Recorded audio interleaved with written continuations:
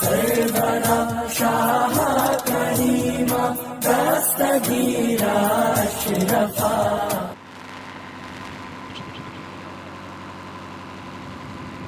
मिंबर शरीफ पर रौनक अफरोज मुअज़्ज़ज़ उलमाए किराम शुअराए इज़ाम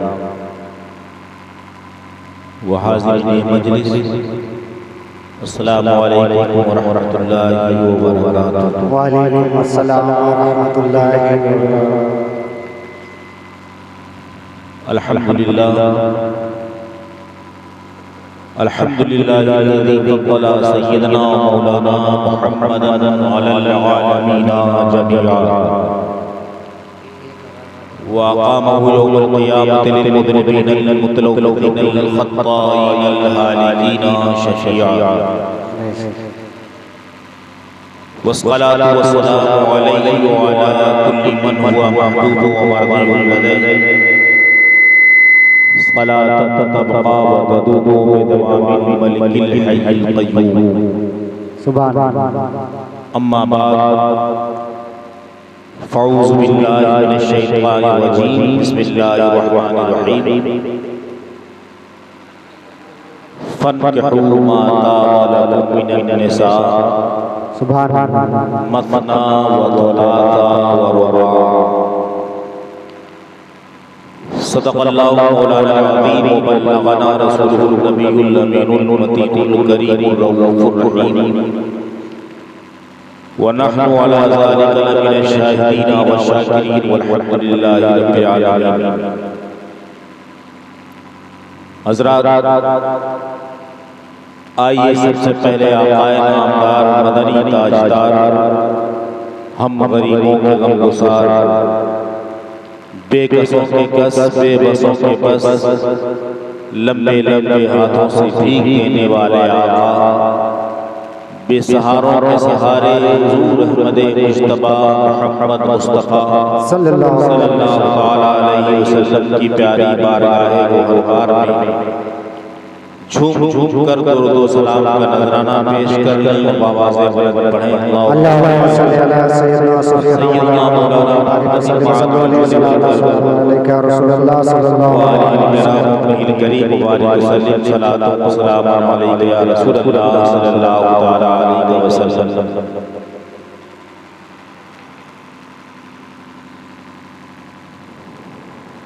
काबिल मुबारकबाद हो हज़रात जिन्होंने शादी के मौके पर जश्न ईद मिलादुन्नबी का इनेकाद किया जी। वरना ये दौर खुराफात का है। आदमी खुराफात में इधर उधर के लहो लाइब में बहुत सारे पैसे भी खर्च करता है और खुद दौड़ता भागता भी है। इस तरह इंतज़ाम इंतज़ाम करने वालों पर अल्लाह रब्बुल इज़्ज़त अपनी रहमतों का नुज़ूल फरमाए। आमीन आमीन। और इस शादी को खाना आबादी का बाइस बनाए। आमीन। हज़रात, हम अहले सुन्नत वल जमात का यह तरीक़ा है कि जब हमें कोई गम, कोई तकलीफ़, कोई मुसीबत पहुँचती है तब भी हम जश्न ईद मिलादुन्नबी का इनेकाद करते हैं जी। किसी का इंतकाल पुरमलाल हो जाए, कोई हादसा रूनुमा हो जाए, कहीं नुकसान हो जाए, तब भी हम अल्लाह के रसूल की महफिल, उनके ज़िक्र की महफिल का इनेकाद करते हैं। जी जी सुभान। और जब हमें कोई खुशी मैसर होती है, शादी का मौका हो, दौलत में इजाफा हो जाए, ज़मीन की ख़रीदारी हो, आदमी गाड़ी घोड़ा लेकर आए, तब भी हम जश्न ईद मिलादुन्नबी का इनेकाद करते हैं। उसकी वजह यह है कि जब हमें कोई गम, कोई तकलीफ़, कोई मुसीबत पहुँचती है तो हम मुसलमानान अहले सुन्नत का ये अक़ीदा है कि इस गम को दूर करने वाली ज़ात प्यारे नबी सरकार मुस्तफ़ा सल्लल्लाहु ताला अलैहि वसल्लम ही की है। सुभान। उनके ज़िक्र से उनके ज़िक्र की महफिल से, उनके ज़िक्र के जश्न से ये हमारी तकलीफ़ें दूर हो जाएंगी। हमारे रंज का मुदावा करने वाली ज़ात रसूल पाक ही की ज़ात है। और जब हमें कोई खुशी पहुंचती है, जब हमें कोई आसानी फराहम होती है, तब भी हमारा ये अक़ीदा है कि इस खुशी का सरचश्मा, ये खुशी देने वाले, खुशी का सबब सरकार मुस्तफ़ा सल्लल्लाहु ताला अलैहि वसल्लम ही की ज़ात है। इसलिए हर मुसलमान को शादी के मौके पर ज़रूर जश्न ईद मिलादुन नबी का इनेकाद करना चाहिए। मैं ये नहीं कहता कि बहुत बड़ा जलसा हो, बहुत बड़ा पंडाल लगा दिया जाए, बहुत सारे खुतबा व शोरा हो, कम ही तादाद में हो, आपकी इस्तिताअत के मुताबिक हो, लेकिन खुशी को दोबाला करने के लिए ज़रूर जश्न ईद मिलादुन नबी का इनेकाद करना चाहिए। हर सुन्नी मुसलमान को इस पर अल्लाह ताला अमल करने की तौफीक अता फरमाए। हज़रात, सरकार आला हज़रत अज़ीमुल बरकत मुजद्दिदे दीन व मिल्लत ने हम सबको अपनी नातिया शायरी में भी बहुत सारी अच्छी चीज़ों की तरफ रहनुमाई फरमाकर जगाया है और बहुत सारे मसाइल की तरफ तवज्जो दिलाई है।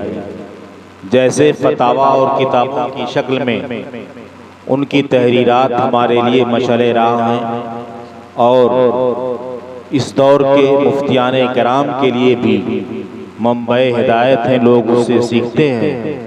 इसी तरह उनकी नातिया शायरी भी बारगाह रिसालत में मकबूल है और हम मुसलमानान अहले सुन्नत के ईमान को ताज़गी बख्शती है और हमें नसीहत अता फरमाती है। कौन ऐसा मुसलमान है जो ये नहीं चाहता कि हम दीदारे मुस्तफ़ा सल्लल्लाहु ताला अलैहि वसल्लम से मुशर्रफ हो जाएं।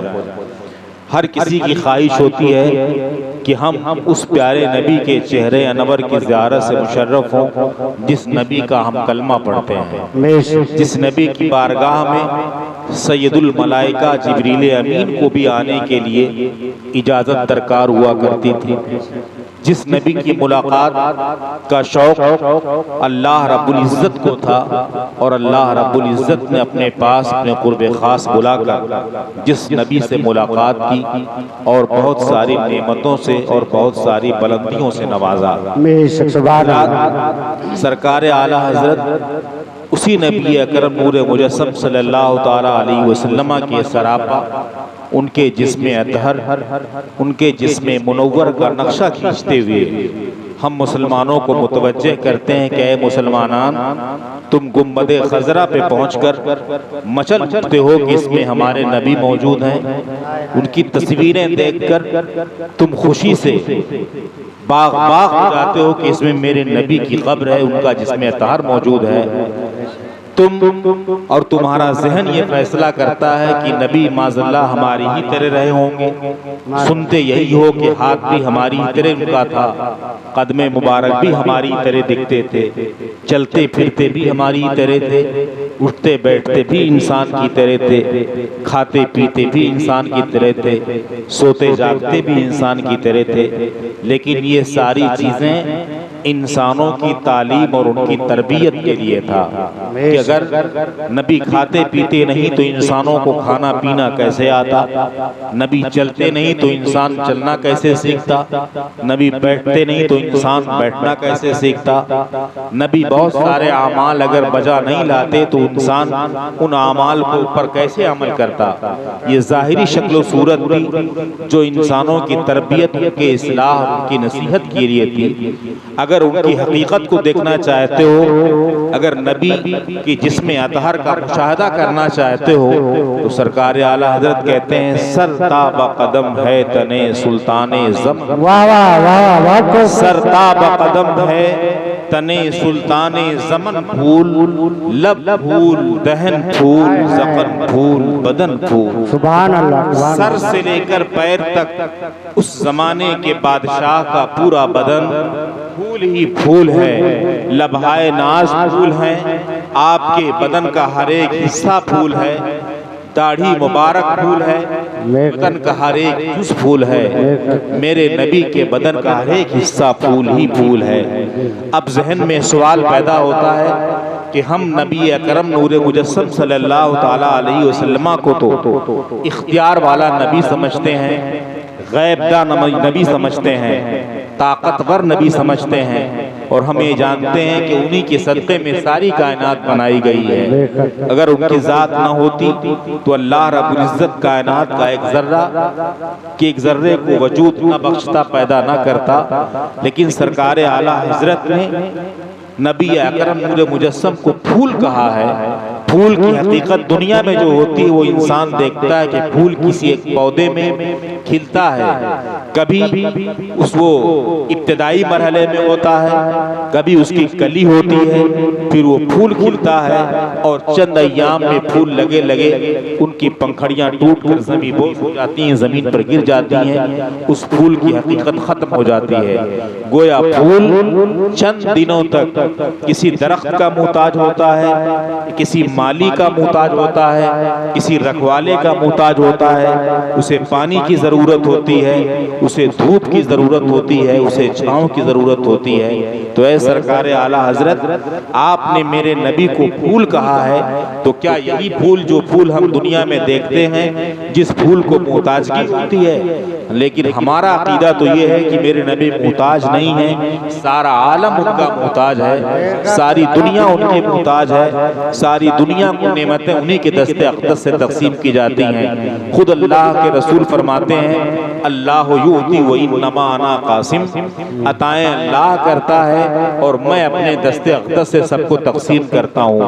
वह रोज़ियाँ भी अल्लाह के रसूल के दस्ते अक़दस से तक़सीम की जाती हैं। नबी बुखारी शरीफ की हदीस में फरमाते हैं, इन्नी ऊतीतु बिमफ़ातीह ख़ज़ाइनिल अर्ज़, मुझे रूए ज़मीन के ख़ज़ानों की चाबियाँ अता कर दी गईं। फ़वज़िअत फ़ी यदैया, और उन चाबियों को मेरे हाथ में दे दिया गया, मैं जिस तरह चाहूँ ज़मीन के ख़ज़ानों में तसर्रुफ़ करूँ। तो नबी उस ज़ात का नाम है जो सारे ख़ज़ानों का मालिक है, जो सारी कायनात को अल्लाह रब्बुल इज़्ज़त ने जिसके हवाले कर दिया है, जो नायब आज़म खुदा का बनकर आया है, जो खुदा का खलीफ़े मुतलक है, जो खुदा का मज़हर अतम है, जो जिसे जो चाहे अता कर दे, जो जिसे चाहे मना कर दे।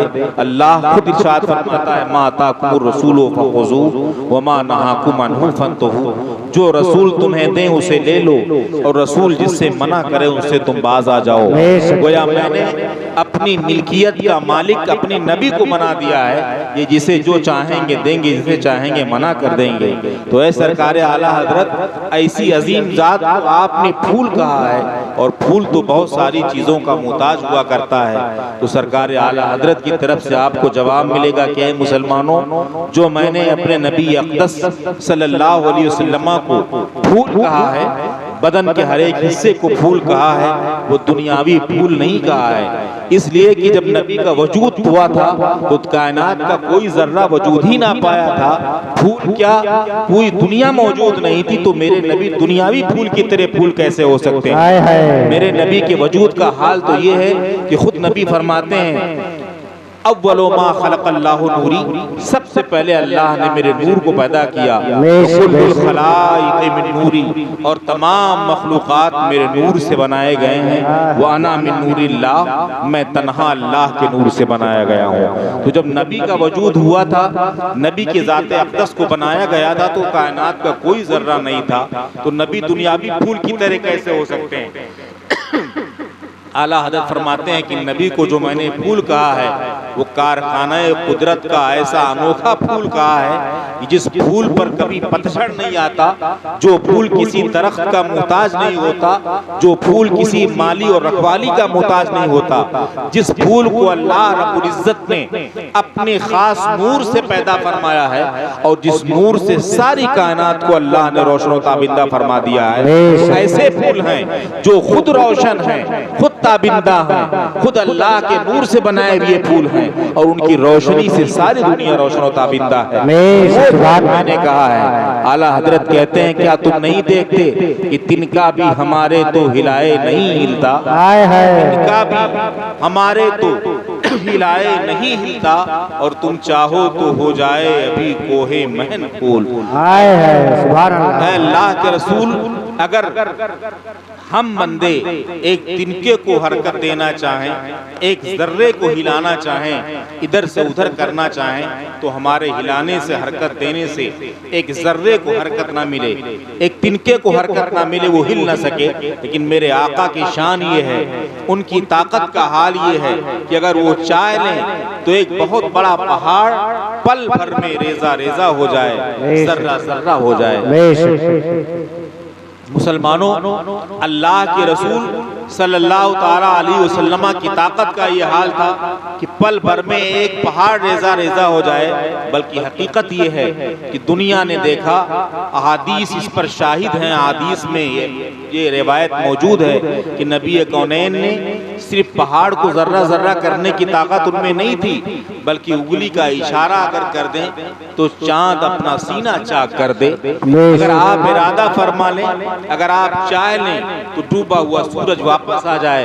अगर आप इरादा फरमा दें तो अबू जहल की बंद मुट्ठी में कंकरियां कलमा पढ़ने लगे और नबी के नबूवत और रिसालत की गवाही देने लगे। एक मौके पर एक मुशरिक नबी कौनैन सल्लल्लाहु अलैहि वसल्लम की बारगाह में आया और उसने खुले मैदान में नबी अकरम से ये सवाल किया कि ऐ नबूवत का दावा करने वाले शख्स, तुम्हारी नबूवत पर गवाही देने वाली कौन सी चीज यहाँ मौजूद है? कैसे मैं समझूं कि तुम अल्लाह के नबी हो, अल्लाह के पैगंबर हो, अल्लाह ने तुम्हें नबूवत से सरफराज फरमाया है। तो सरकार दो आलम सल्लल्लाहु अलैहि वसल्लम ने एक दरख्त की तरफ देखा जो काफी दूरी पर दरख्त था, जो खजूर का दरख्त था। नबी ने कहा, इरशाद फरमाया कि अगर मैं चाहूँ तो इस दरख्त से गवाही दिला दूं, ये दरख्त भी आज बोलने लगेगा और मेरी नबूवत और मेरी रिसालत की गवाही देने लगेगा।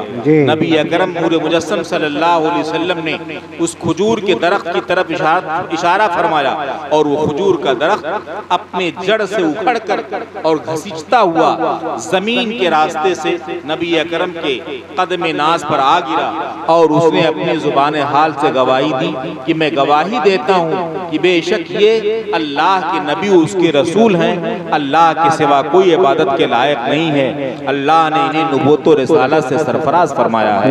मुसलमानों, वो अछूता नबी, वो प्यारा नबी जिस नबी को अल्लाह रब्बुल इज्जत ने तमाम नबियों का सरदार बनाकर भेजा था, जिनको तमाम नबियों का इमाम बनाकर भेजा था, जिस जात से बढ़कर खुदा के अलावा दुनिया में कोई जात मौजूद नहीं है। आला हजरत फरमाते हैं, खल्क से औलिया, औलिया से रसूल, खल्क से औलिया, औलिया से रसूल और रसूलों से आला हमारा नबी। बेशक सुभान अल्लाह। से बुलंद औलिया की जमात होती है और औलिया से बढ़कर रसूलों की जमात होती है और रसूलों से बढ़कर मेरे आका की ज़ाते बबरकात मौजूद है। मेरे आका रसूलों के भी इमाम हैं, नबियों के भी इमाम हैं, पूरी दुनिया के इमाम। बेशक सुभान अल्लाह सुभान अल्लाह। नारे तकबीर, नारे रिसालत, नारे रिसालत, मसलके आला हजरत, फैजाने आला हजरत, फैजाने ताजुसरिया, अजमते हुजूर, अजमते मुस्तफ़ा, वलमाए अहले सुन्नत, नारे तकबीर, नारे रिसालत, सुभान अल्लाह सुभान अल्लाह। इसीलिए सरकार आला हजरत कहते हैं कि तिनका भी हमारे तो हिलाए नहीं हिलता, तुम चाहो तो हो जाए अभी कोहे महन फूल। फिर आला हजरत नबी की एकताई, नबी की बुलंदी, नबी की आज़मत को जिक्र करते हुए यूँ गुनगुनाने लगते हैं कि मुसलमानों, वल्लाह जो मिल जाए मेरे गुल का पसीना, वल्लाह जो मिल जाए मेरे गुल का पसीना, मांगे न कभी इत्र न फिर चाहे दुल्हन को। खुदा की अगर मेरे गुल नबी अकरम सल्लल्लाहु अलैहि वसल्लम का पसीने मुबारका किसी को मिल जाए तो वो दुल्हन न किसी फूल की तमन्ना करेगी, न किसी खुशबू की तमन्ना करेगी। मतलब ये है कि आम इंसान के बदन से निकलने वाला पसीना, कोई पसीना ऐसा नहीं दिखा सकता जो अपने अंदर बदबू न लिए हुए हो। इंसान के गोश्त से जायद चीज बनकर पसीने की शक्ल में बाहर आने वाली चीज होती है, उसे पसीना कहा जाता है और उसमें बदबू हुआ करती है। बल्कि हद ये है कि कुछ इंसानों के पसीनों में इतनी बदबू होती है, उनके बदन, उनके गोश्त के एतबार से, कि वो खुद अपने पसीने की बदबू को बर्दाश्त नहीं कर पाते। आदमी पसीने की बदबू को दूर करने के लिए कभी इत्र का इस्तेमाल करता है, कभी गुस्ल का सहारा लेता है, कभी कपड़े तब्दील करता है, कभी कुछ करता है, कभी कुछ करता है। लेकिन कुर्बान जाओ नबी अकरम नूर मुजस्सम सल्लल्लाहु अलैहि वसल्लम की ज़ाते बबरकात पर कि मेरे नबी के बदन मुबारक से जो पसीने मुबारक निकलता था वो अपने अंदर इतनी खुशबू लिए होता था, इतनी खुशबू लिए होता था जो दुनिया के किसी इत्रदान के अंदर खुशबू नहीं मिल सकती, जो दुनिया के किसी शय में खुशबू नहीं मिल सकती, वो खुशबू नबी के पसीने मुबारका में हुआ करती थी। इसीलिए नबी पाक सल्लल्लाहु अलैहि वसल्लम के दौरे मुबारक में पसीने को कुछ लोग महफूज कर लिया करते थे। आज आदमी पसीना धुलता है, इधर उधर करता है, और नबी पाक के पसीने को कुछ औरतें, कुछ सहाबियात, कुछ सहाबी अपने शीशी में महफूज कर लिया करते थे और उसे इत्र की जगह पर इस्तेमाल किया करते थे। नबी के घराने अक़दस में आपकी बीवी हज़रत अस्मा रज़ियल्लाहु ताला अन्हा जो उम्महातुल मोमिनीन में से हैं, वो भी एक शीशी में नबी कौनैन सल्लल्लाहु अलैहि वसल्लम के पसीने मुबारका को महफूज कर लिया करती थी। मदीने तैयबा का ये वाक़या है कि मदीने तैयबा में एक औरत के यहाँ उसके बच्ची की शादी हो रही थी। वो अपनी बच्ची को दुल्हन बना रही थी। जाहिर सी बात है, जब किसी के यहाँ बच्चियों की शादी होती है तो घर वाले अखराजात इकट्ठा करते हैं, ज़रूरियात के सामान इकट्ठा करते हैं और शादी की तैयारी करते हैं। जहेज़ देना होता है, लोगों को खाने खिलाने होते हैं और बहुत सारी ज़रूरियात का इंतज़ाम करना पड़ता है। मदीना तैयबा की वो औरत अपने घर का इंतज़ाम कर रही है कि चंद दिनों बाद मेरे बच्ची को मेरे घर से विदा होना है और मेरे बच्ची का निकाह होना है। जब कुछ दिन रह जाते हैं तो वो औरत नबी कौनैन सल्लल्लाहु अलैहि वसल्लम के काशाने अक़दस पर आकर हाजिर होती है। वो पहुंचती है, हज़रत अस्मा रज़ियल्लाहु ताला अन्हा से मुलाकात करती है और अर्ज़ करती है कि आज मैं मदीना तैयबा में ऐसे दौलत कदे पर हाजिर हूँ, ऐसे घर पर हाजिर हूँ जिस घर की फैयाज़ी की मिसाल दुनिया में मिल ही नहीं सकती, जिस घर से कोई मांगने वाला नामुराद नहीं गया है, जिस घर से किसी मांगने वाले को मायूसी नहीं हुई है, जिस घर के देने के आलम ये है कि वाह क्या जूदो करम है तेरा, वाह क्या जूदो करम है शहे बता तेरा, नहीं सुनता ही नहीं मांगने वाला तेरा। बेशक सुभान अल्लाह। जिस घर की फैयाजी का हाल ये है कि पूरी दुनिया में रहने वाले, बसने वाले लोग जहाँ भी रहते हों, जहाँ भी बसते हों, जिस जुबान के जानने वाले हों, जिस तरह की भी मांग रखते हों, अगर नबी को अपना सच्चा नबी समझकर, नबी को अपना मुख्तार नबी समझकर खुलूस के साथ नबी से मांगें तो उस नबी के यहाँ से उसे मना नहीं किया जाता, बल्कि उसकी मांग पूरी कर दी जाती है। मुसलमानों, आपने बड़े से बड़े सखियों को देखा होगा। सखी अपनी सखावत के एतबार से लोगों को दिया करता है, बांटा करता है। हातिम की सखावत बहुत मशहूर थी कि हातिम ने बड़ी सखावत की, बहुत बांटा लोगों को, लेकिन उसने मांगने वालों को उसके मांग के बराबर दिया। किसी ने 20 मांगा तो उसने 20 दिया, 50 मांगा तो उसने 50 दिया। लेकिन सखियों का भी ये हाल है कि अगर एक मांगता उसके घर के चंद दरवाजे से कई बार मांगने आ जाए एक वक्त में, तो वो सखी भी अपना देना बंद कर देगा और उसे कहना पड़ेगा कि अभी चंद मिनट पहले फला दरवाजे से तुम्हें अता किया गया है, बार बार दरवाजा बदल कर क्यों आते हो। सखी भी अपनी सखावत को महदूद रखता है। चंद बार एक ही मक्ता अगर उसके दर पर जाता रहे, कई दरवाजों से मांगता रहे, तो सखी भी अपनी झोली बंद कर लेता है और उसे जवाब देता है कि औरों को मौका दो और मांगने वालों को आने दो, तुम तो कई बार हमारे घर से ले जा चुके हो। लेकिन मुसलमानों, मेरे नबी सल्लल्लाहु ताला अलैहि वसल्लम की जात ऐसी सखी जात थी, ऐसी फैयाज फैयाज ज़ात थी कि जिस नबी से जब मांगने वाला मांगता था तो बजाय इसके कि नबी के दरवाजे से मना किया जाता, बल्कि उसको उसके मांगने से सिवा अता कर दिया जाता। 10 मांगता था तो 100 दिया जाता था, 100 मांगता था तो 1000 दिया जाता था। बल्कि हद ये है कि मेरे करीम से गर कतरा किसी ने मांगा, मेरे करीम से गर कतरा किसी ने मांगा, दरिया बहा दिए हैं, तुरबे बहा दिए हैं। सुभान अल्लाह, सुभान अल्लाह। मेरे आका से, करीम आका से अगर कोई कतरा मांगता है, थोड़ा मांगता है, तो उसके लिए मेरे आका दरिया बहाते हैं और बेशबहा नेमतें और मोतियां अता फरमा दिया करते हैं।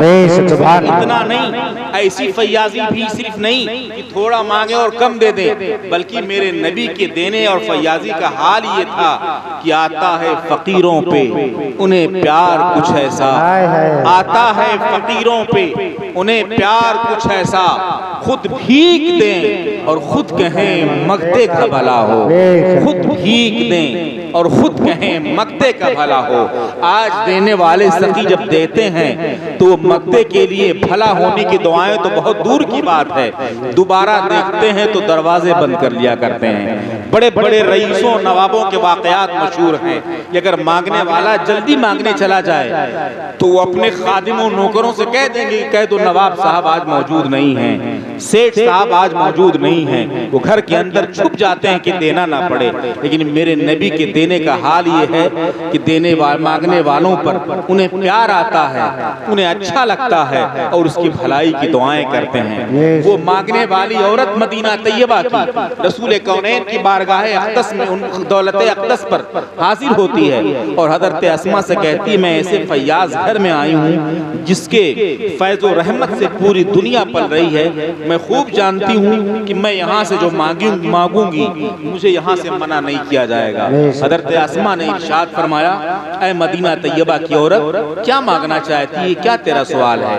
वो औरत कहती है, मेरे घर मेरे बेटी की शादी है, मैंने जहेज के सारे सामान इकट्ठा कर लिए हैं, मैंने सारी तैयारी कर ली है, सिर्फ एक चीज की कमी है, उस कमी को मैं चाहती हूँ कि नबी अक़दस के दौलत कदे से पूरी करवा लूँ। आज दुनिया का हाल ये है कि अगर कोई किसी की शादी का नाम सुन ले तो वैसे मुंह छुपाने लगता है कि कोई बड़ी मांग ना मांग ले, कहीं बेड सोफा किसी बड़े सामान की ख्वाहिश जाहिर ना कर दे, बहुत ज्यादा पैसे ना मांगने लगे। लेकिन वो नबी की बीवी थी, उम्महातुल मोमिनीन में से थी, फैयाज दर में पलने वाली थी, नबी की सखावत को माथे की आंखों से देखा था, नबी के तौर तरीके पर अमल करने वाली थी। जैसे ही उस औरत ने अर्ज किया कि मेरे शादी की तैयारी में सिर्फ एक सामान की कमी रह गई है, वो सामान मैं इस दौलत कदे से चाहती हूँ, हज़रत अस्मा ने इरशाद फरमाया, बोलो कौन सा वो सामान है, मैं जरूर तुम्हारा वो सामान तुम्हारे लिए मुहैया करा दूंगी। औरत कहती है कि अरब का दस्तूर ये रहा है कि अरब वाले खुशबू के बड़े दिलदादा हैं, जब उनकी बच्चियों को दुल्हन बनाया जाता है तो उन्हें आला किस्म की खुशबू से मुअत्तर किया जाता है। किसी अच्छे इत्र फरोश यहाँ से बेहतरीन किस्म की खुशबू लाई जाती है, उसके बदन में मल दिया जाता है, हार फूल से उसे मुज़य्यन किया जाता है ताकि उसके बदन से खुशबू फूटती रहे। मैं ये चाहती हूँ कि मैं किसी इत्र फरोश के यहाँ से, कोई खुशबू बेचने वाले के यहाँ से खुशबू ना लाऊं, बल्कि आपके पास शीशी में जो नबी अकरम सल्लल्लाहु अलैहि वसल्लम के पसीने मुबारका मौजूद है, उस पसीने मुबारका के चंद कतरात मुझे आप अता फरमा दें, सुभान अल्लाह, सुभान अल्लाह। खुशबू के तौर पर अपनी बेटी के बदन में मलना चाहती हूँ।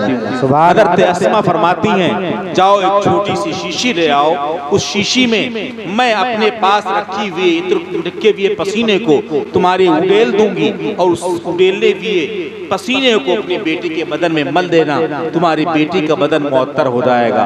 वो एक छोटी सी शीशी लाती है, हज़रत अस्मा बड़ी वाली शीशी से नबी के पसीने मुबारका के कुछ कतरात को उसको शीशी में देती हैं, वो अपने घर ले जाती है। आज वो किसी इत्र फरोश के यहाँ से इत्र नहीं खरीद रही है, बल्कि नबी कौनैन सल्लल्लाहु अलैहि वसल्लम के पसीने मुबारका को जब अपनी बच्ची के बदन में मलती है तो विदा होते वक्त इतनी खुशबू आती है, इतनी खुशबू फैलने लगती है कि सारे मदीना के लोग हैरान और शशतर रह जाते हैं, परेशान रहते हैं। हर किसी के जुबान पर ये आवाज रहती है, सवाल होता है कि इतनी खुशबू कहाँ से आ रही है? ये औरत तो इतनी मालदार नहीं है कि बहुत बड़े फरोश के यहाँ से बहुत उम्दा किस्म का और कीमती किस्म की खुशबू ले आए। कौन सी खुशबू इसने मन ली है जिस खुशबू से सारा मदीना महक रहा है, सारा शहर महक रहा है, खित्ता खित्ता कूचा कूचा महक रहा है। लेकिन उनको मालूम नहीं था कि इत्र दुनिया फरवारे इत्र फरोशों का इत्र नहीं है, नबी मेरे गुल का पसीना, अल्लाह जो मिल जाए मेरे गुल का पसीना, मांगे न कभी इत्र न फिर चाहे दुल्हन फूल। मुसलमानों, अब वो उसकी बच्ची नबी कौनैन सल्लल्लाहु अलैहि वसल्लम के पसीने मुबारका को मलकर जब अपने ससुराल विदा होती है, वहां पहुंचती है तो वहां भी खुशबू फूट रही है, खुशबुओं से सारा कबीला मुअत्तर है। वहां भी लोग हैरान हैं, ताज्जुब में हैं कि आज फला के यहाँ शादी थी, ये खुशबू कहाँ से आ रही है? जिस खुशबू को कभी हमारे मशामे जाने सूखा नहीं था, कभी हम उस खुशबू से मुअत्तर नहीं हुए थे, हमने कभी ऐसी खुशबू को महसूस नहीं किया था, किसी ने सोचा नहीं था, किसी ने देखा नहीं था ये खुशबू कहां से आ रही है। तो लोगों ने फैसला किया कि मदीना तैयबा से एक औरत विदा होकर आई है, शायद उसी के बदन की खुशबू है जो खुशबू सारे मोहल्ले कबीलों को महकाए हुई है। चंद दिनों के बाद उस पसीना मली हुई दुल्हन के बदन से एक बच्ची पैदा होती है। बच्ची जब पैदा होती है चंद साल की हो जाती है। चंद साल होने के बाद जब वो इस उम्र में पहुंच जाती है बच्ची कि अपने कदमों से चलने के लायक हो जाए, टहलने घूमने के लायक हो जाए, तो अपने घर से बाहर निकलकर अपने मोहल्ले में घूमने लगती है, अपने हम उम्र बच्चियों के साथ खेलने लगती है। जब वो खेलने जाती है तो अरब में अब भी माहौल है सफाई और सुथराई का, अरब में अब भी माहौल है खुशबू का और अच्छे लिबास से इफ्तन करने का। वो बच्चियां जो उसके हमूर बच्चियां थी, वो बड़े घराने की बच्चियां थी, उम्दा लिबास पहनती थी, खुशबुओं से मुअत्तर होके आती थी। ये बच्ची जो मदीना तैयबा से दुल्हन विदा होकर गई थी, उसकी बच्ची अपना वही पुराना लिबास पहनती थी, गुर्बत वाला, और उन बच्चों के साथ खेलती थी।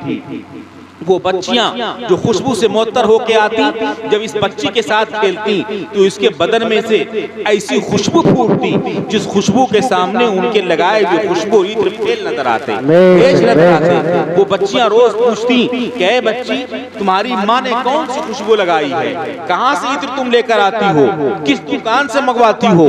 मैं भी अपने वालिदैन से वही इत्र मंगवाऊंगी, वही खुशबू मैं भी मलूंगी। हम लोग तो बहुत आला किस्म की खुशबू लगाते हैं, बड़ी दुकान से खुशबू मंगवाते हैं, लेकिन हमारे बदन में इतनी खुशबू नहीं फैलती, इतनी खुशबू नहीं फूटती जो खुशबू तुम्हारे बदन से फूट रही है।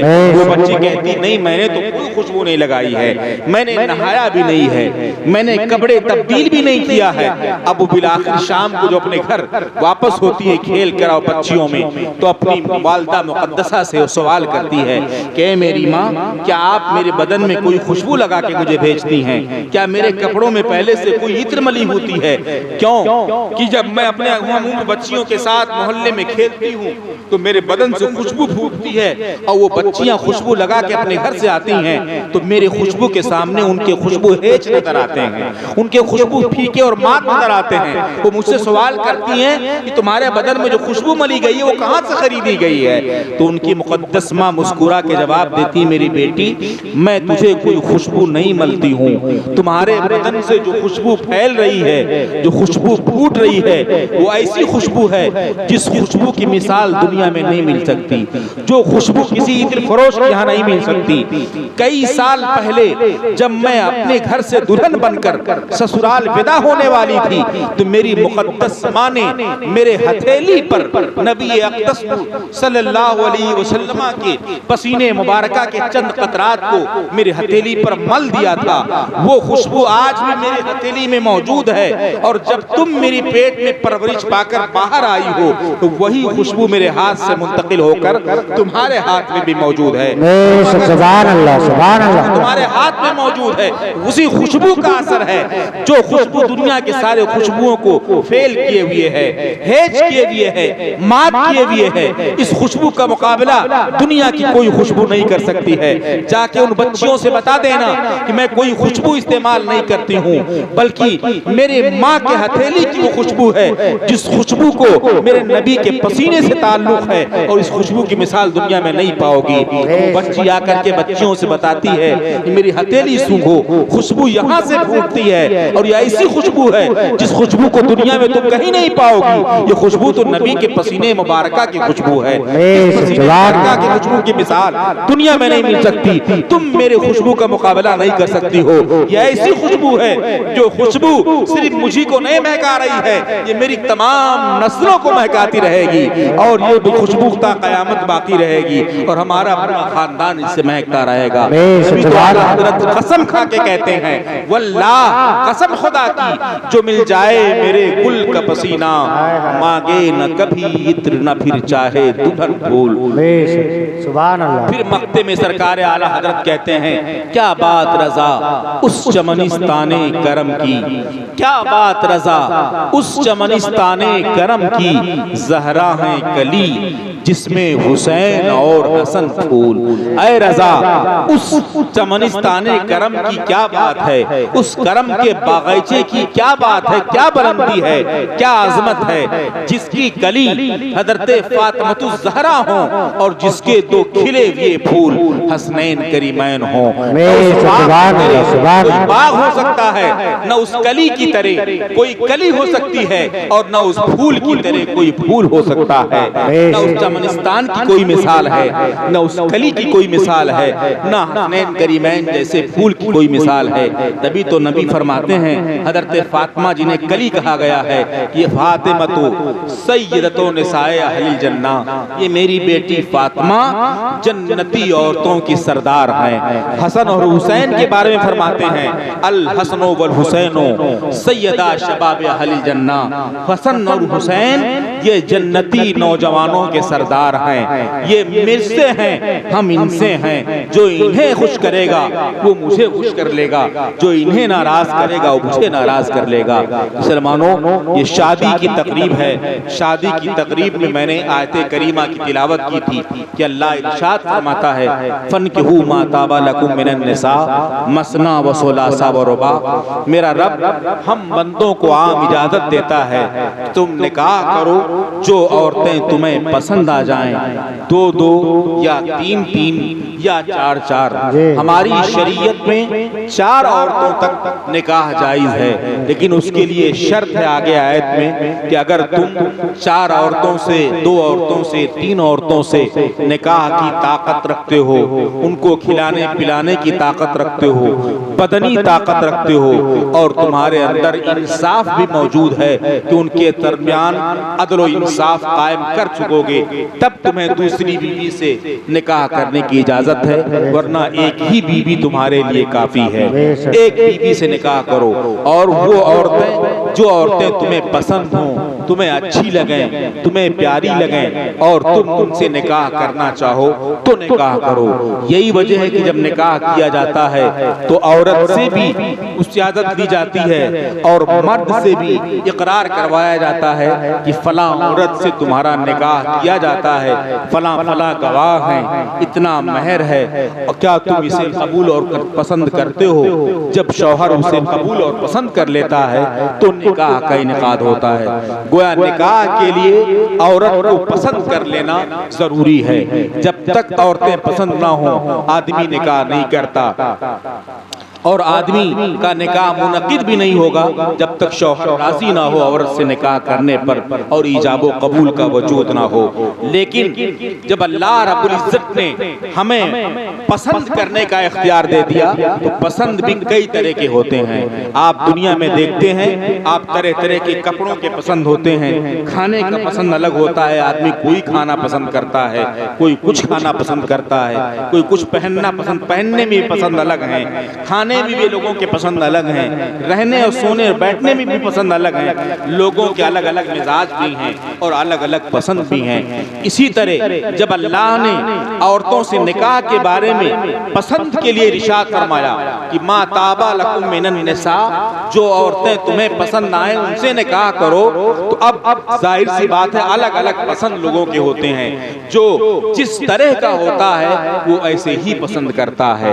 कुरान शरीफ की आगे आयत करीमा भी मौजूद है कि खबीस जो होते हैं, जो नापसंदीदा लोग होते हैं, जो गलत तबीयत आवारा तबीयत के लोग होते हैं, वो आवारा और गलत तबीयत की औरतों को पसंद करते हैं। और जो अच्छी तबीयत के लोग होते हैं, जो नेक और तय्यब व ताहिर होते हैं, वो नेक किस्म की औरतों को पसंद करते हैं। जाहिर सी बात है जो स्टेज पर नाचने वाला हो वो नाचने वाली औरत को पसंद करेगा। जो चोर चोरी करता हो, शराब नोशी करता हो, वो उसी तरह की औरत को पसंद करेगा जो उसके साथ जिंदगी गुजार सके। जो एक शरीफ तबा आदमी हो, अच्छी तबीयत का हो, शरीफ तबीयत और दीनदार तबीयत का हो और दीनदार हो, तो उसी तरह की औरत को पसंद करेगा। लेकिन मुसलमानों, हमको हर तरह की पसंद को नहीं देखना है कि कोई किस तरह पसंद करता है, कोई किसी तरह पसंद करता है, बल्कि हम तो ये चाहते हैं कि हम अपनी पसंद को नबी अकरम नूर मुजस्सम सल्लल्लाहु ताला अलैहि वसल्लम के पसंद पर मौकूफ कर दें, क्योंकि नबी के उसके जिंदगी में सीरत तैयबा हमारे लिए उसवे हसना है। कुरान में इरशाद है कि अल्लाह के रसूल की सीरत में तुम्हारे लिए उसवे हसना है, बेहतरीन तरीका है। नबी ने जैसी जिंदगी गुजारी तुम भी उन्हीं की सुन्नत पर अमल करते हुए वैसी जिंदगी गुजारो। नबी ने जिस तरह अदलो इंसाफ के साथ काम लिया तुम वैसे अदलो इंसाफ से काम लो। नबी ने जैसे हक़ुल्लाह पर अमल किया आप हक़ुल्लाह अदा करो, हक़ुल अब्द अदा करो, हक़ुल नफ्स अदा करो। लोगों के हुकूक में कभी गिरफ्तार ना हो, झूठ ना बोलो, चुगली ना खाओ, गीबत ना करो, नमाज से दूर ना हो। खुदा अल्लाह ने जिस बात को करने का हुक्म दिया है, शरीयत ने जो तुम पर फर्ज और वाजिब रखा है, तुम उस पर अमल करो और जिससे मना किया उससे बाज आ जाओ। तमाम चीजों में जब हम नबी की पैरवी करते हैं तो निकाह में भी हमें नबी की पैरवी करनी चाहिए। तो आओ हम नबी कौनैन से पूछें कि ऐ मेरे आका सल्लल्लाहु अलैहि वसल्लम, अल्लाह ने तो हम मुसलमानों को इख्तियार दे रखा है, खुदा ने फरमाया जो औरतें तुम्हें पसंद आए उन औरतों से तुम निकाह करो, तो हमारी पसंद किस तरह होनी चाहिए, हम कैसी औरत को पसंद करें, किस तरह पसंद करके निकाह करें।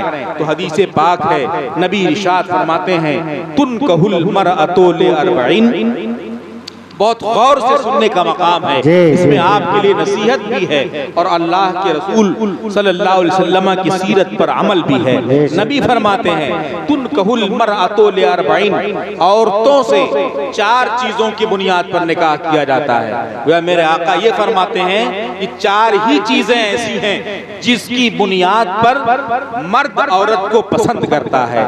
मर्दों के पसंद 4 चीजों में मुनहसिर हैं। औरतों के अंदर 4 चीजें पाई जाए, उनमें से किसी एक चीज को जरूर मर्द पसंद कर लेता है। तुनकहुल मरअतु लिअरबईन, औरतों से 4 ही चीजों की बुनियाद पर निकाह किया जाता है।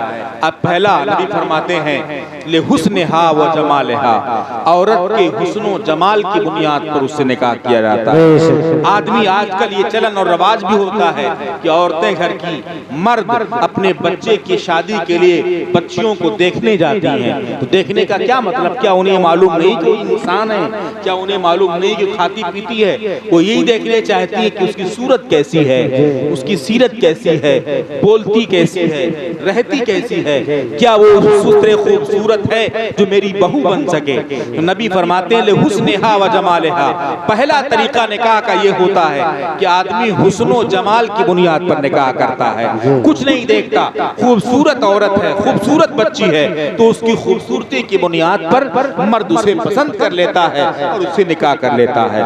दूसरी चीज नबी फरमाते हैं बोले हसबहा व नसबहा, औरत के हस्बो नसब की बुनियाद पर भी उससे निकाह किया जाता है। अगर खूबसूरती नहीं देखते कुछ लोग आला खानदान देखते हैं, बड़े खानदान की बच्ची है, बहुत बड़े लोग हैं, बहुत ऊंचा खानदान है, बहुत आला खानदान है, हस्बो नसब बहुत ऊंचा है, इस बुनियाद पर उससे निकाह करते हैं। तीसरी चीज नबी फरमाते हैं वले मालिहा और औरत के माल की बुनियाद पर उसे पसंद किया जाता है। औरत के अंदर अगर मालदारी है, आज के दौर में ज्यादा चलता है कि मर्द औरत की मालदारी देखकर निकाह कर लेता है कि ससुराल के बलबूते पलेंगे, और बहुत सारे बच्चे इसके शिकार हैं जो खुद कमाते नहीं, अच्छे खासे होते हैं, ताकत भी होती है, हुनर भी होता है, लेकिन ससुराल अगर मालदार है तो उसी मालदारी पर उन्हीं के टुकड़ों पर पलकर पूरी जिंदगी गुजार देते हैं। कुछ लोग तो मकान का कोई हिस्सा पा जाते हैं, ससुराल से दुकान कहीं पा जाते हैं, कहीं कोई छोटा सा कमरा पा जाते हैं, वालिदैन को छोड़कर, उनकी खिदमत छोड़कर, उनके हुकूक से दूर होकर और वही जिंदगी गुजारना शुरू कर देते हैं। आजकल माल वालिदैन भी देखने लगते हैं कि अपने बच्चों की शादी वही करो जहां मालदारी हो। मान दो अल्लाह रब्बुल इज्जत जिसे चाहता है रोजी अता फरमाता है, अल्लाह रब्बुल इज्जत जिसे चाहता है मालदारी अता फरमा देता है। नबी खुदा तो उस जात का नाम है कि पल भर में कुर्सी पर बैठे हुए बादशाह को जमीन पर मांगने वाला मक्ता बना दे, जमीन पर मांगने वाले मक्ते को कुर्सी बादशाह पर उठाकर बिठा दे। मुसलमानों, तुम्हें अगर मांगना है, तुम्हें अगर लेना है तो ससुरालियों और निकाह की बुनियाद पर माल मत तलाश करो, मांगो तो अल्लाह रसूल से मांगो, अपने नबी से मांगो, अपने खुदा से मांगो। आला हजरत फरमाते हैं, कौन देता है देने को मुंह चाहिए, कौन देता है देने को मुंह चाहिए, अरे देने वाला है सच्चा हमारा नबी। कौन देता है देने को मुंह चाहिए, देने वाला है सच्चा हमारा नबी। दुनिया में कौन देने वाला है, देने के लिए मुंह चाहिए, देने के लिए हिम्मत और ताकत चाहिए। अगर कोई देता है तो मेरे नबी देने वाले हैं, मेरे नबी अता करने वाले हैं। इसलिए इस्लामियात पर अमल करके, दीन पर अमल करके, दीन के अहकाम की पाबंदी करके अल्लाह रसूल से मांगना चाहिए। तो नबी फरमाते हैं, वले मालेहा, औरत की मालदारी की बुनियाद पर भी कुछ लोग उसे पसंद कर लिया करते हैं, चाहे सूरत अच्छी होना हो, सीरत अच्छी होना हो, हस्बो नसब अच्छा होना हो, लेकिन माल मौजूद है तो माल की बुनियाद पर अपने बच्चे का निकाह कर देते हैं। घर से बच्ची के आने के बाद घर में झगड़े होने लगे, दीवारें खड़ी हो जाएं, भाई भाई में कत्ल गारत की नौबत आ जाए, लोग एक दूसरे से अलग होने लगे, झगड़ने लगे, मारपीट की नौबत हो जाए, लोग एक दूसरे से नफरत दुश्मनी करने लगे। लेकिन मालदारी की बुनियाद पर भी आदमी औरत को पसंद करता है। तीन चीजें हुई, फिर नबी फरमाते हैं, बोले दीनहा, और औरत की दीनदारी की बुनियाद पर भी उससे निकाह किया जाता है।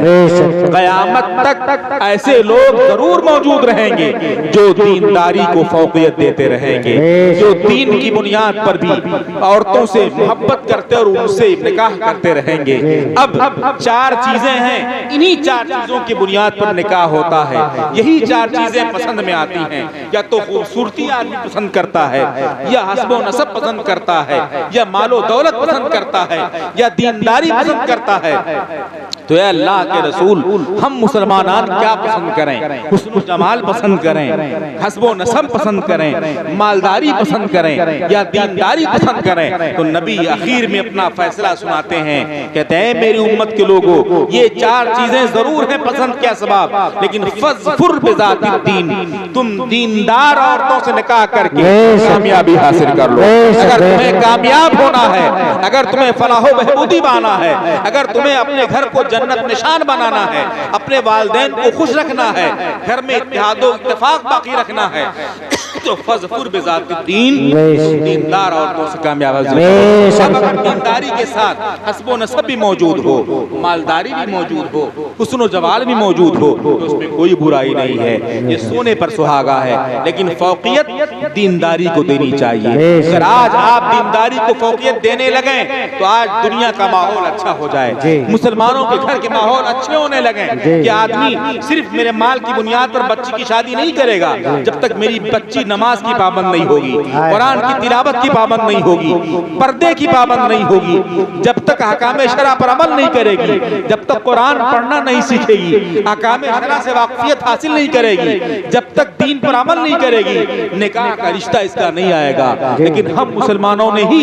अपने माहौल को खराब और परागंदा कर दिया है कि हम जो देखते हैं, जहां पाते हैं, वही निकाह करना शुरू कर देते हैं। कहीं से खेत मिल गया, कहीं तनहा एक बच्ची मौजूद है, घर मिल जाएगा, जाएगा, वहाँ निकाह कर डाला। कहीं देखा कि बहुत ज्यादा दौलत है, दुकान मकान मिल जाएंगे, वहाँ निकाह कर डाला। ये सारी चीजें बालाए ताक रखें, ये दुनियावी चीजें हैं, ये दुनियावी चीजें आखिरत में तुम्हारे काम नहीं आ सकती। आखिरत में अगर कोई चीज काम आएगी तो तुम्हारे नेक अमाल काम आएंगे। अल्लाह के रसूल सल्लल्लाहु अलैहि वसल्लम की हदीस पाक है, वो इरशाद फरमाते हैं कि दुनिया की सारी दौलत, दुनिया की सारी नेमत, दुनिया की सारी लज्जत अगर एक मच्छर के पर के बराबर भी हैसियत रखती तो मैं ये मालदारी काफिरों को कभी नहीं अता करता। इसकी हैसियत मच्छर के पर के बराबर भी नहीं है। इसलिए मुसलमानों, दुनियावी दौलत में मस्त होकर तुम सिर्फ दुनियादार बनकर अपने बच्चों और बच्चियों के निकाह को खराब मत करो। तुम दीन तलाश करो, दीनदारी तलाश करो। अगर दीनदार बच्ची तुम्हारे घर में आएगी तो वो यहाँ पहुंचकर तुम्हारे घर का माहौल सुधार देगी, तुम्हारे घर का माहौल अच्छा कर देगी। और अगर वही औरत दुनियादार तुम्हारे घर में आई है, आज आने के बाद कल से इख्तिलाफात रूनुमा हो जाएंगे, तुम अलग हो जाओगे। वो दोनों भाई जो एक माँ की पेट से पैदा किए गए हैं, एक दूसरे के दुश्मन बन जाएंगे, एक दूसरे से मारपीट होगी, एक दूसरे से रस्सा कची होगी, इख्तिलाफात का आगाज होगा और लोग इख्तिलाफात के शिकार होकर एक इधर उधर बिखर जाएंगे, तितर बितर हो जाएंगे और घर का पूरा माहौल परागंदा हो जाएगा। इसलिए आपसे गुजारिश है कि आप खुदा के वास्ते खुद भी दीनदार बने और दीनदार बच्चों और बच्चियों से निकाह करें, अपने बच्चों को दीनदार बनाएं, दीनी तालीम से रास्ता पर रास्ता करें और अपनी बच्चियों को भी दीनी तालीम देकर और दीनदार बनाएं। नमाज के खुद पाबंद बने और अपने बच्चों और बच्चियों को, अपनी बीवियों को भी नमाज का पाबंद बनाएं, रोजे के खुद पाबंद रहें और अपने बच्चों को भी रोजे का पाबंद करें। दीने इस्लाम ने जिन कामों को कहने का हुक्म दिया है, जिसे जायज करार दिया है, जिसे वाजिबो फर्ज करार दिया है, उन पर अमल कराएं और जिससे बात रखा उससे दूर करें। आपका बच्चा चोरी करता नजर आए, आपका बच्चा ताश खेलता नजर आए, जुआ खेलता नजर आए, आप देखकर चश्मपोशी करते चले जाएंगे तो बच्चा जुआरी, शराबी और ताश खेलने वाला नहीं बनेगा। कल आपको गाली देने वाला नहीं बनेगा तो कौन बनेगा? इसी तरह जब आप तरबियत अच्छी बच्चों की नहीं करते, अच्छे रिश्ते नहीं करते, जब घर का माहौल खराब होता है, तब आपको उलमा याद आते हैं, हुफ्फाज याद आते हैं, अइम्मा याद आते हैं। हजरत कोई ऐसी तावीज दीजिए जो बिल्कुल तीर की तरह लगे, मेरा बेटा मेरा फर्मा बरदार बन जाए। मुसलमानों, तुम खुद अपने वालिदैन की फर्मा बरदारी करो, बेटे तुम्हारे वालिदैन के फर्मा बरदार हो जाएंगे। तुम खुद नेक अमल करो, तुम्हारे बच्चे नेक अमल करने वाले हो जाएंगे। तुम खुद अच्छे अमाल करो, तुम्हारे बच्चे तुम्हें देखकर अच्छे अमाल करने वाले हो जाएंगे। दुआ है कि मौला करीम हम सबको नेक अमल करने की तौफीक रफीक अता फरमाए, अमाल सालिहा का पाबंद बनाए, मनहियात शरिया से दूर नुफूर रहने की तौफीक अता फरमाए और हमें नेक और दीनदार रिश्ते की तरफ राग़िब फरमाए। इसी तरह हमें रिश्ता करने की तौफीक अता फरमाए और मुसलमानाने आलम बिलखुसूस हिंदुस्तान के मुसलमान के जान माल इज्जत आबरू की हिफाजत फरमाए। बातिल परस्तों को अल्लाह से रुगू फरमाए, दीन इस्लाम और मुसलमानों को सरबलंदी अता फरमाए और हमें अच्छे अमल करने की तौफीक अता फरमाए। दुआ है कि मौला करीम हम सबको अपने अपने हिफ्ज़ व अमान में रखे और हम सबको नेक राह पर चलने की तौफीक अता फरमाए। अस्तगफिरुल्लाह रब्बी मिन कुल्ली ज़ंबि व अतूबु इलैहि व मा अलैना इल्लल बलाग। अस्सलामु अलैकुम व रहमतुल्लाहि व बरकातुहू। सब्ज़ गुंबद वाले